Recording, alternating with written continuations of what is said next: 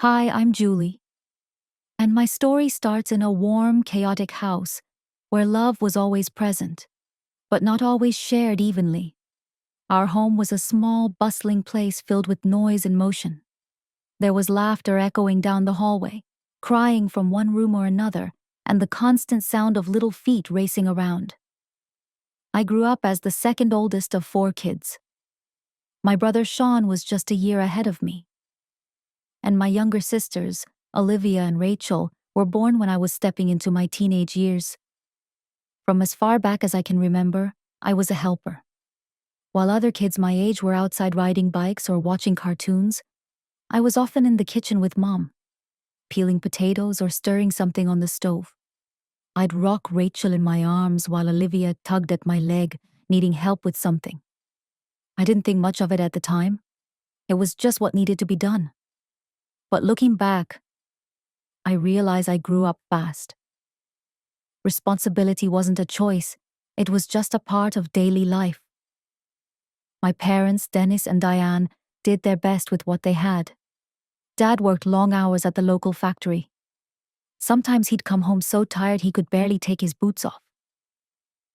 Mom was a magician of sorts, juggling part-time jobs, managing the household, and still somehow being present enough to listen to all our stories at the end of the day. We weren't wealthy by any means, but we never went to bed hungry. There was always a warm meal on the table, clothes on our backs, and a sense that we were being looked after, even if things were tight. But even in all that love, I started to notice the imbalance. Sean, being the firstborn son, always seemed to get the spotlight. "He's the oldest," Dad would say, pride shining in his eyes. "He's the one carrying on the family name." I'd watch as he got pats on the back, extra slices of dessert, or just more freedom than the rest of us. When he did something well, it was celebrated. When I did the same, it was expected. The favoritism wasn't always obvious at first. It was in the small things. But as we got older, it became harder to ignore. When Sean graduated high school, he was handed the keys to a used car. It wasn't brand new, but it was his, and it meant freedom. When I graduated, I got a heartfelt card and a promise. "We'll try to help with college when we can." I was grateful, truly. But it stung a little. It felt like I was constantly giving and showing up. But somehow my efforts were quieter, less visible. I never doubted that I was loved. But the way that love was expressed, how it was measured and divided, left marks. It affected how I saw myself, how I fit into the family, and how I learned to navigate relationships. Olivia and Rachel didn't just see me as their big sister. I was more like a second mom to them. And honestly, I embraced that role.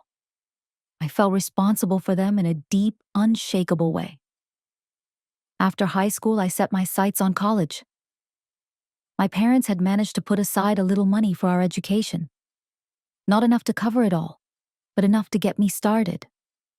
I decided to study finance, hoping it would lead to a steady, reliable future.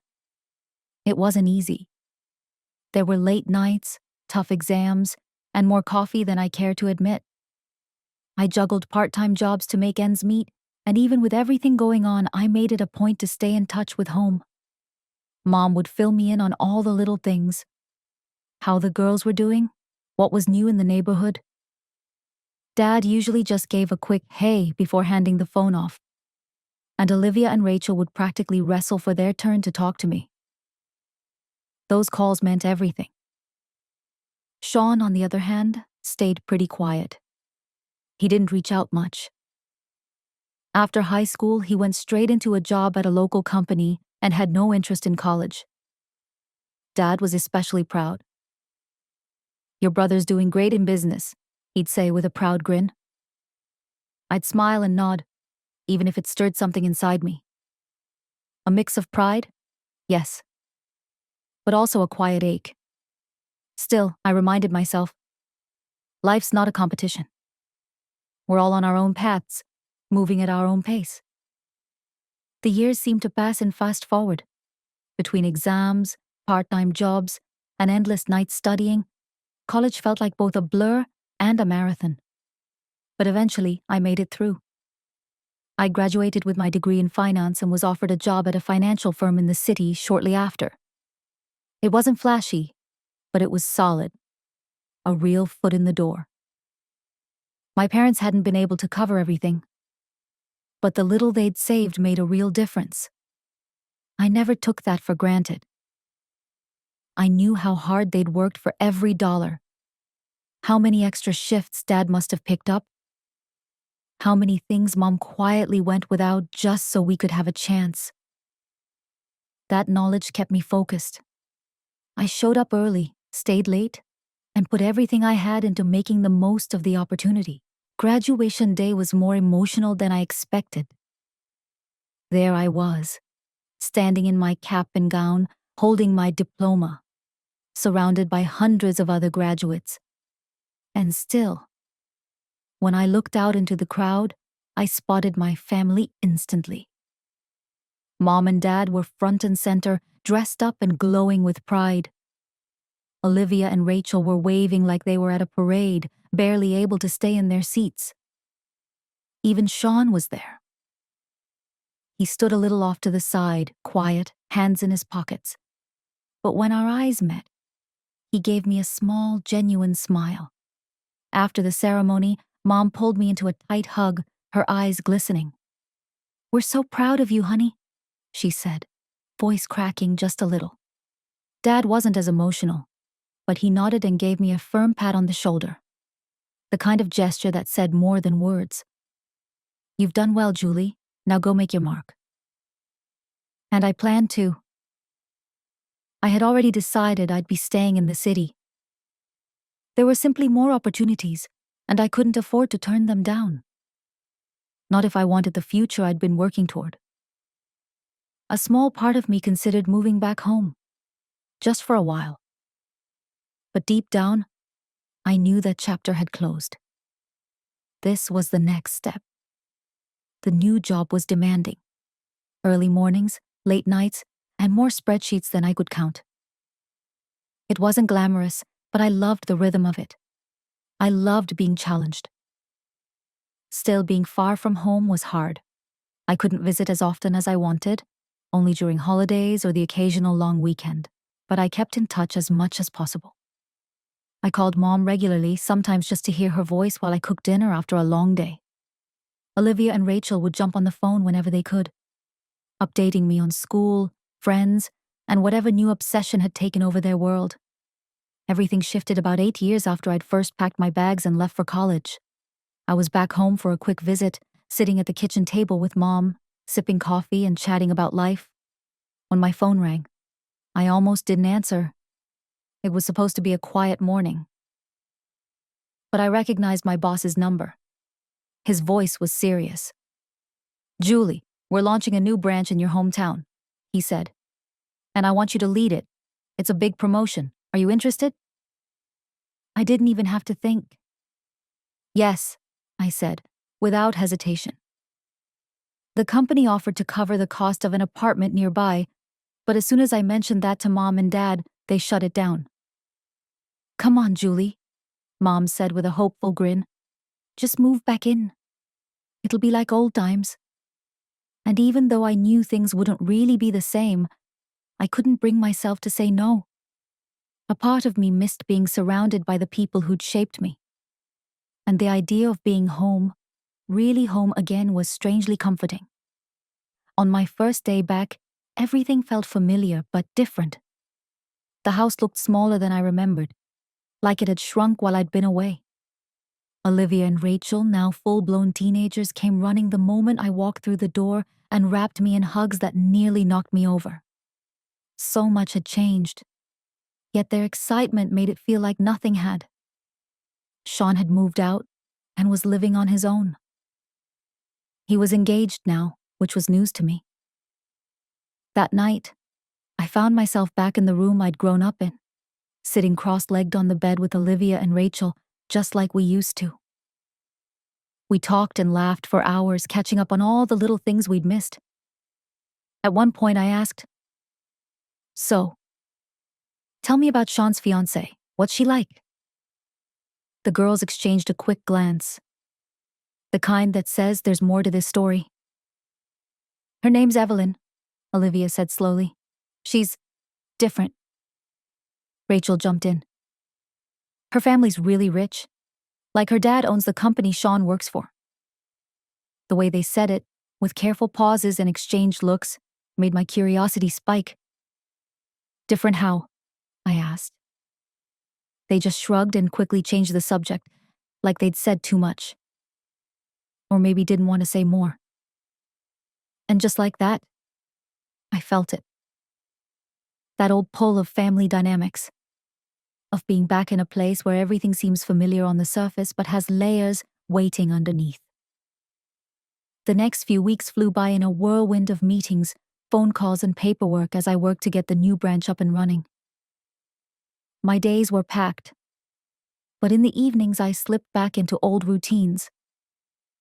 Helping Olivia and Rachel with homework, chatting with Mom while she cooked. The smells of dinner filling the kitchen just like they used to. It felt good to be home, even if it wasn't exactly the same. Then came a Monday night that I'll never forget. We were all gathered around the dinner table, laughing, eating, just enjoying a rare moment of calm. When the doorbell rang, Mom wiped her hands on a towel and called out, "It's Sean and Evelyn." I stood up, instinctively straightening my shirt. Sean walked in first, looking polished in a fitted blazer and crisp shirt.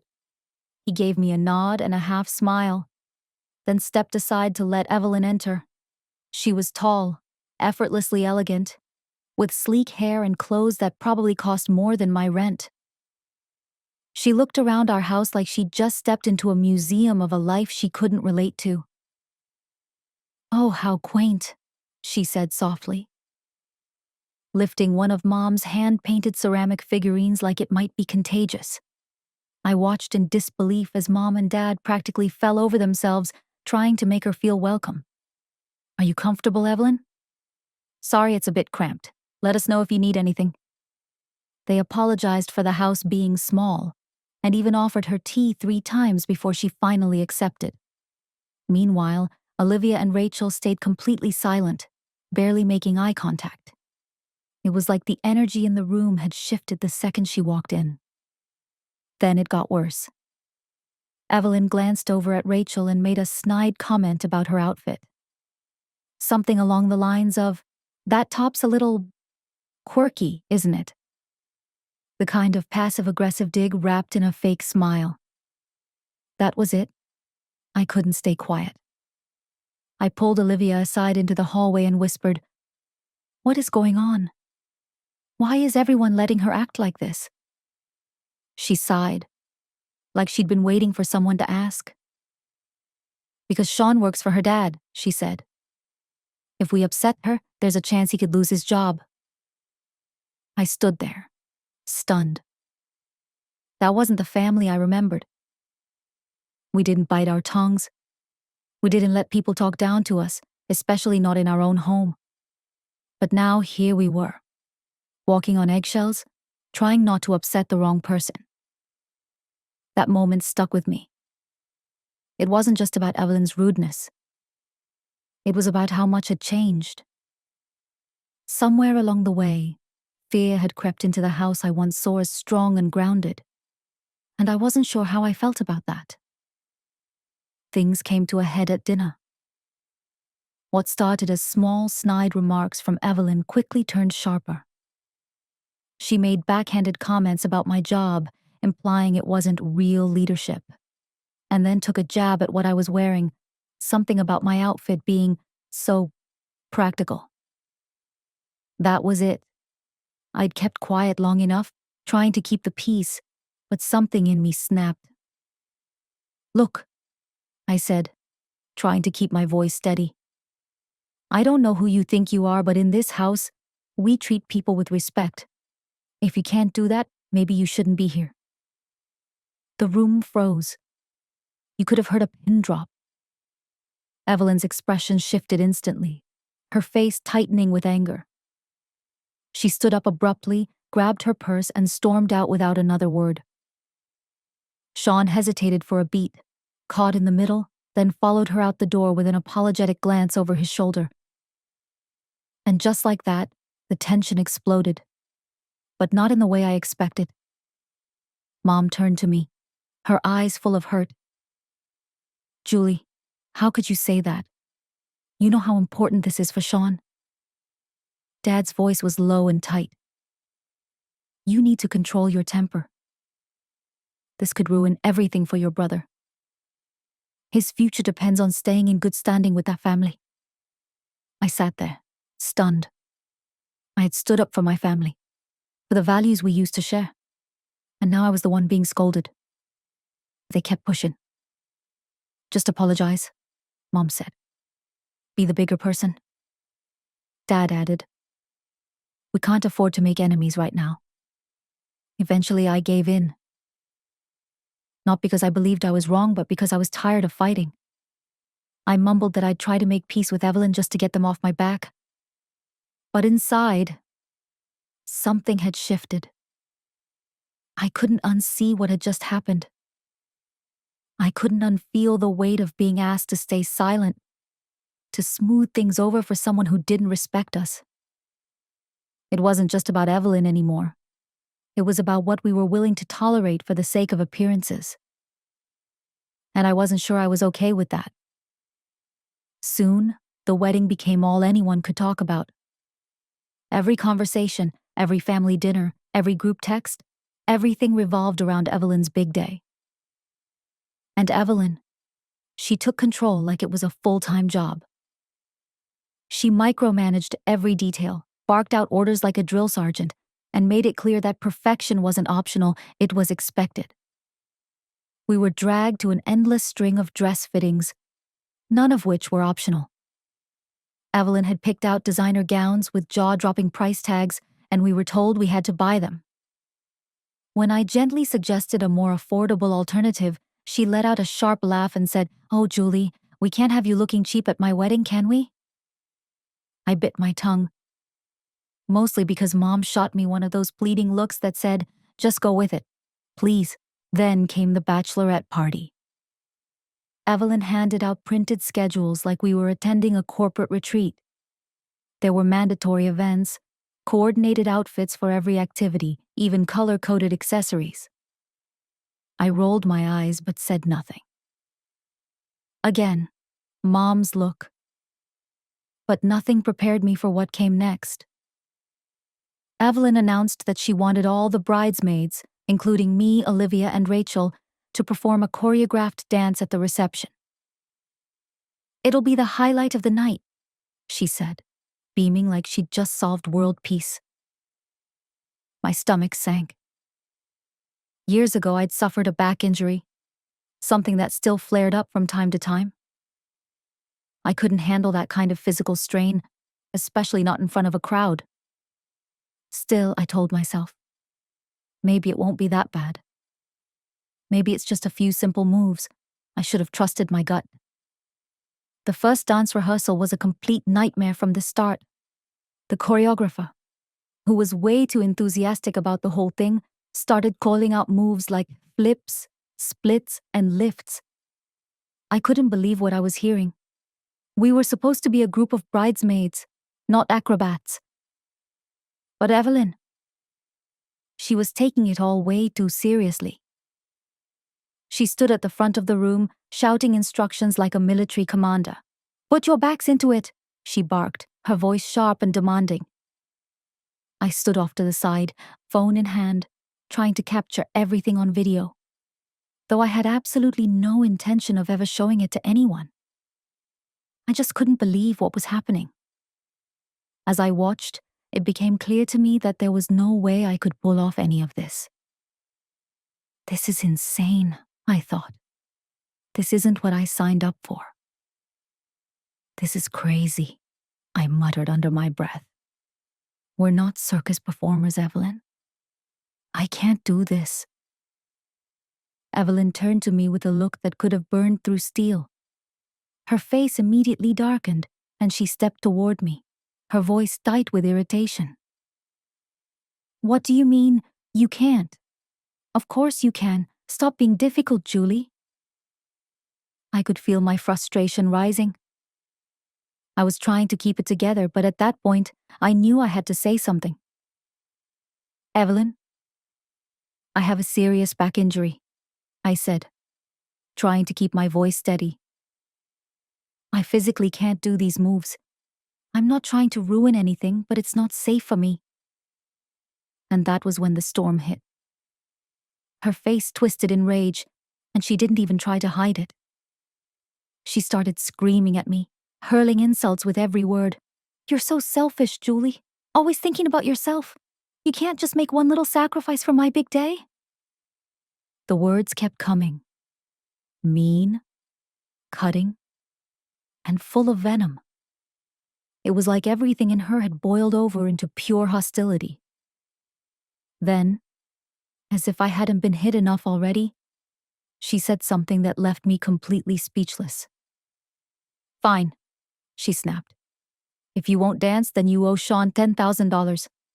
Since you're ruining my wedding, it's only fair." I was completely stunned.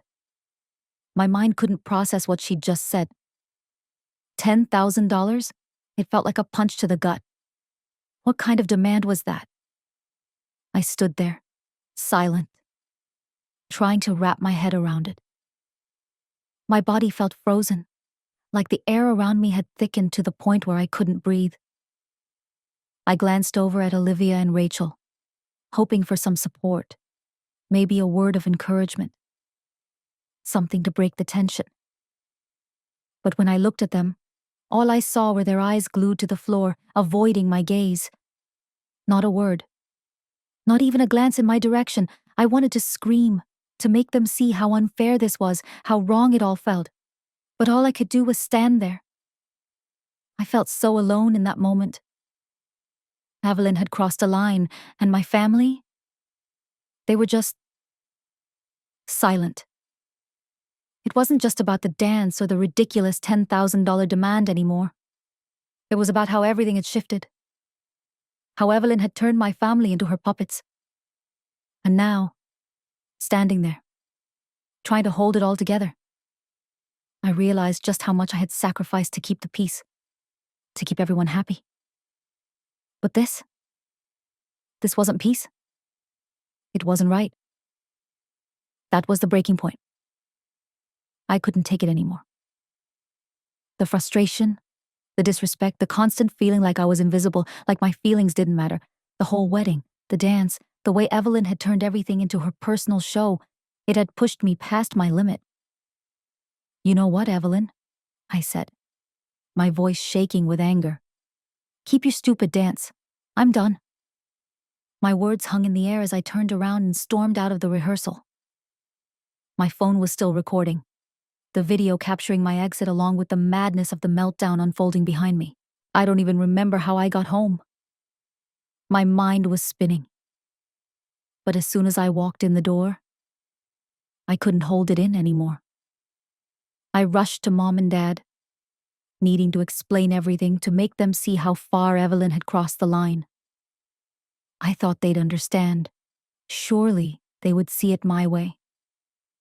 After all, I had done everything I could to keep the peace, to go along with Evelyn's plans, but this was too much. It was unfair. It was ridiculous, and I couldn't keep pretending it was okay. I told them about the rehearsal, about Evelyn screaming at me, the ridiculous dance moves, the insane $10,000 demand, everything. But to my shock, instead of sympathy or support, I was met with fury. Dad's face turned an angry shade of red. "How could you do this?" he shouted, his voice trembling with anger. "You're jeopardizing your brother's future. This is all about his happiness, Julie. You need to apologize to Evelyn. You need to make things right and agree to do the dance. You can't just throw it all away like this." I stood there, frozen, completely blindsided. I couldn't believe what I was hearing. Was this really happening? I had always tried to do what was expected of me, to make everyone happy, but this? This was beyond anything I had ever imagined. Apologize? I asked, my voice sharp with disbelief. Apologize for what? For having a back injury? For standing up for myself? For not letting Evelyn walk all over me? I could feel the argument spiraling out of control as emotions ran high. My words were sharp, and Dad's were even sharper. Mom was silent, her eyes brimming with unshed tears, trying to keep the peace as always. But I couldn't hold back anymore. The tears started flowing, but they weren't tears of sadness. They were tears of frustration. It felt like everything I had tried to avoid, everything I had worked so hard to keep together, was crashing down in that moment. Dad didn't back down. His eyes were full of fire. You're making a huge mistake, Julie. You are the one ruining everything for Sean. You need to get over yourself and apologize. This could ruin his future. Do you understand that? But I couldn't. Not this time. My mind was made up, and my heart was pounding in my chest with everything I had been holding in for so long. Then, Dad dropped the bombshell. The one that shook me to my core. If you can't support your brother and his fiancée, then maybe you shouldn't be here at all. The words hit me like a punch in the gut. The room went completely still. It felt like the air had been sucked out of the room. And for a moment I couldn't breathe. The weight of his words crushed me. But at the same time, they were freeing. It was as if, in that moment, I finally realized something I had been denying for so long. This wasn't just about the wedding. It wasn't about Evelyn's demands or even about the ridiculous dance moves.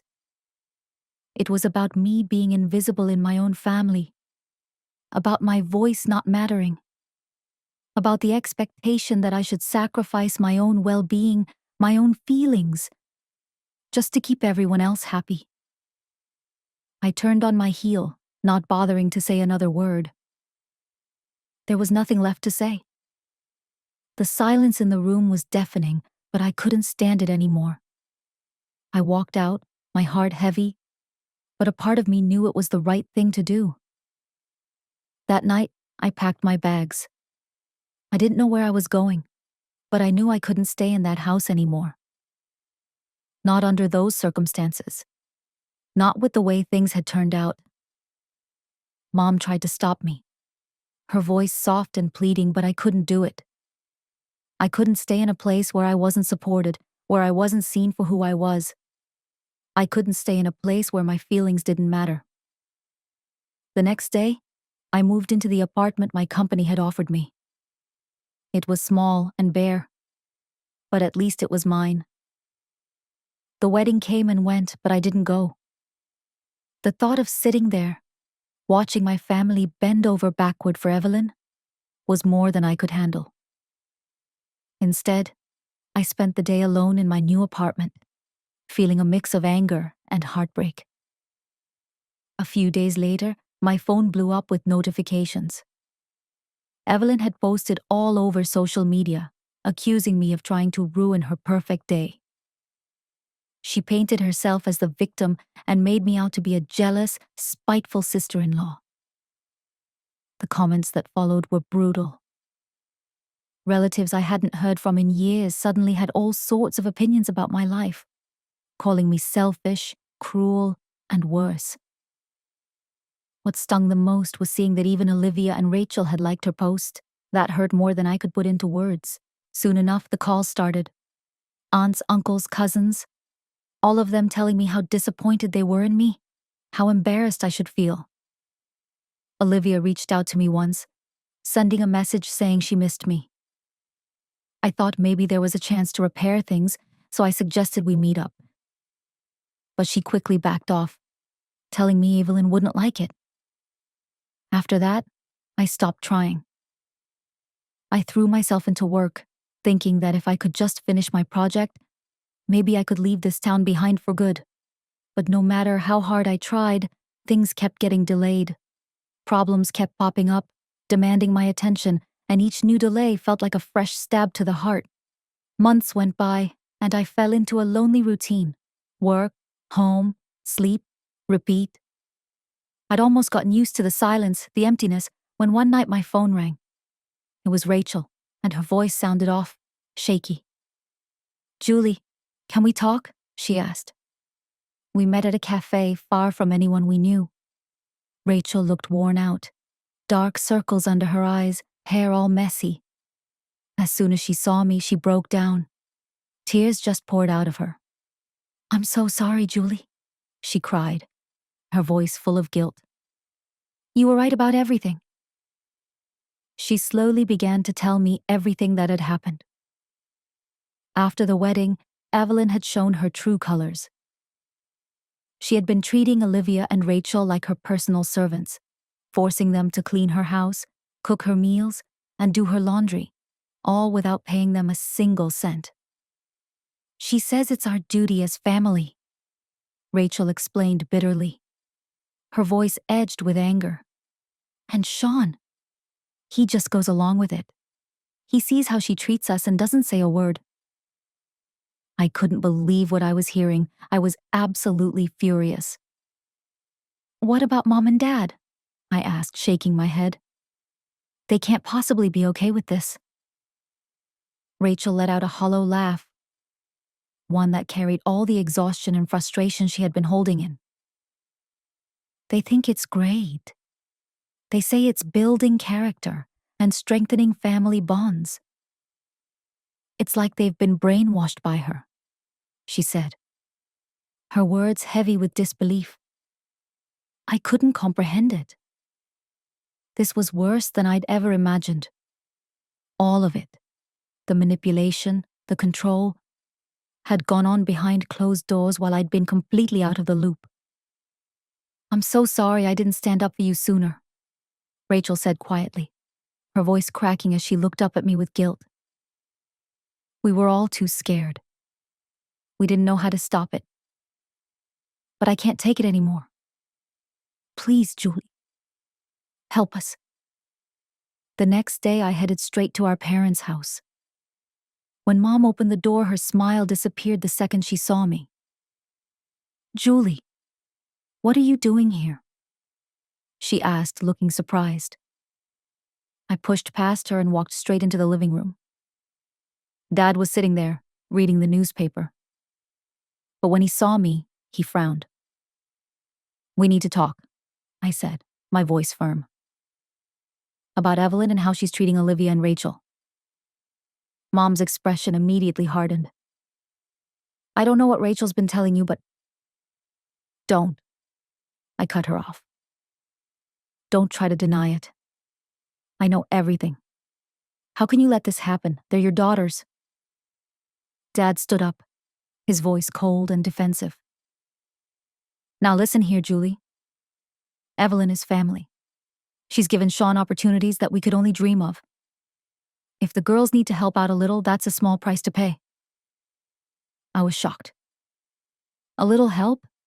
She's treating them like servants. And you're okay with that?" Mom's voice trembled as she spoke up. "You're exaggerating.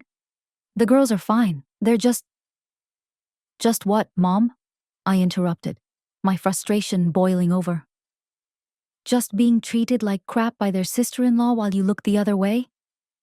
Dad's face turned a deep shade of red. "That's enough," he barked.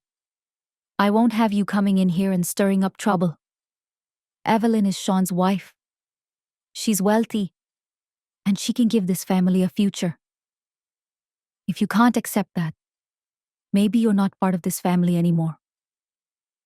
His words hit me like a punch to the stomach. I stood there, staring at them, and it felt like I was looking at strangers. "So, that's it?" I asked, my voice quiet and almost broken. "You're really choosing money over your own children?" Mom couldn't even look at me. She just stared down at her hands, too scared or too ashamed to say anything. And Dad? He didn't even flinch. He just glared at me, his expression hard. "Get out," he said, his tone as cold as I'd ever heard it. "And don't come back until you're ready to apologize to Evelyn and Sean." I felt my legs go weak. My heart shattered all over again. I turned and walked out, the weight of the situation pressing down on me with every step. As I walked away from the house I grew up in, a painful truth settled in my chest. I couldn't change my parents. They were too blinded by the promise of wealth and status. But leaving Olivia and Rachel to face Evelyn's cruelty and their parents' denial wasn't an option. I had to find a way to help them. I couldn't let them be trapped in that toxic world. I had to save them. Save them from Evelyn, from our parents' refusal to see the truth, and from the life they were being forced to accept. One day I was preparing for a big meeting. I was going over my notes, adjusting my jacket, and mentally getting myself ready when I spotted a name on the guest list that made my heart skip a beat. James Anderson, CEO of Anderson Industries, and Evelyn's father. My pulse quickened. He wouldn't recognize me since I hadn't attended the wedding, but I knew exactly who he was. He was the man whose wealth and influence had played a huge part in tearing my family apart. The meeting started off like any other. Polite handshakes, forced smiles, and small talk. James didn't even glance in my direction. We went through the usual business points, discussing numbers and negotiating terms. Everything was fine, professional. But then came the coffee break. By chance, I ended up standing next to James at the refreshments table. He started making small talk, and somehow the conversation drifted to parenting. "You know," he said, a proud smile on his face, "I raised Evelyn to be humble. Never let her flaunt our wealth. She grew up modest, well-mannered, even married a regular guy. She respects everyone, treats them like family." Something inside me snapped. Without a word, I pulled out my phone and played a video I had almost forgotten I still had. The recording of Evelyn at the dance rehearsal, her face flushed with anger, screaming at the top of her lungs. "You stupid scum!" she yelled on the screen. "Pay $10,000 or get out! I won't have you ruining my wedding!" James's face went pale as he watched his daughter's outburst. His eyes widened in disbelief. When the video ended, there was a heavy silence between us. James stared at the screen, speechless, and then whispered, almost to himself, "I had no idea. She's always so polite around me. I thought I raised her right." I was bracing myself for him to get defensive, maybe even deny what I'd just shown him, or worse, walk out. But to my surprise, he didn't do any of that. He just looked at me, his expression one of genuine concern, and said, "Please, tell me everything." So I did. I told him about the nasty comments, the way Evelyn had forced Olivia and Rachel to do all the housework without pay, and how she had manipulated everyone, turning my family against me. As I spoke, James seemed to age before my eyes, his face darkening with each detail. He sat back in his chair, rubbing his temples like the weight of everything was crushing him. "I'm so sorry," he finally said, his voice thick with regret. "I failed as a father. Please, let me try to fix this." Before I could respond, he stood up quickly, determination in his movements. "Come with me, now," he said, his tone leaving no room for argument. We drove to Sean and Evelyn's house in silence.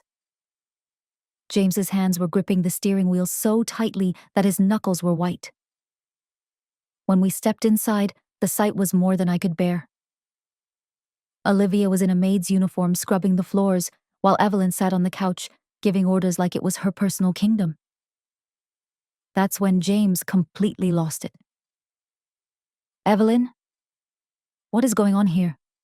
How can you treat your own family like this?" he demanded. Evelyn jumped up, clearly surprised by his outburst but quickly tried to defend herself. "I don't apologize to servants," she said coldly, motioning toward Olivia as if she were beneath her. James's face turned a furious shade of purple. "That's it. You're cut off. No more money, no more house. I'm ashamed to even call you my daughter." Sean tried to intervene, but his voice faltered. "Sir, please, the girls don't mind helping out." "Are you seriously letting your wife treat your sisters like this?" James snapped. "You're both fired. Get out of my sight." Then, his tone softened as he turned to me and Olivia, his voice filled with regret. "I'm so sorry for everything. Please, let me help fix this." As we left the house, Evelyn's angry screams echoing behind us, I felt a confusing mix of emotions.